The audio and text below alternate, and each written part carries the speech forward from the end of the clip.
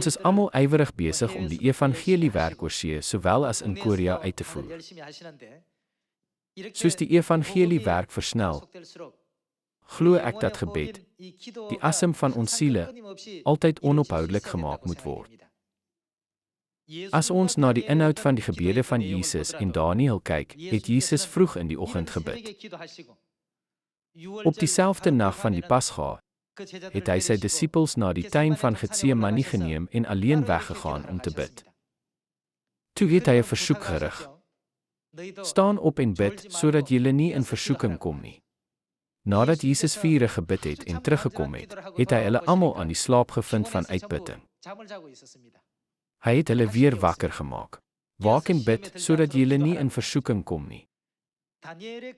Dit kan ook in die lewe van Daniël gesien word.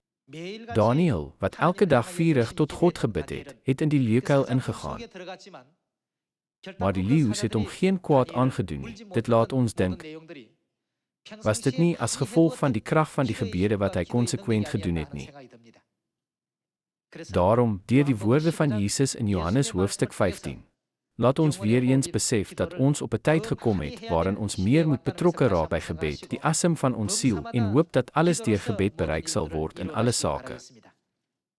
Kom ons kyk saam na Johannes hoofstuk 15 vers 7.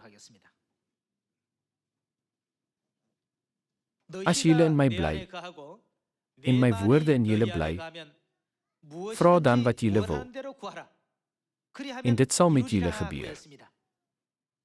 Wat beteken dit om te vra in die konteks van ons Christelike geloof, en waardeur word dit bereik? Vra net wat jy wil in gebed, en dit sal beslis vir jou gegee word. God sê dat as ons in die woord van God bly, bid en vra vir alles wat ons behaag. Alles wat ons begeer en alles waarvoor ons hoop, enigiets kan bereik word. Glo jy dit? As jy glo dat dit waar is, laat ons ernstig bid.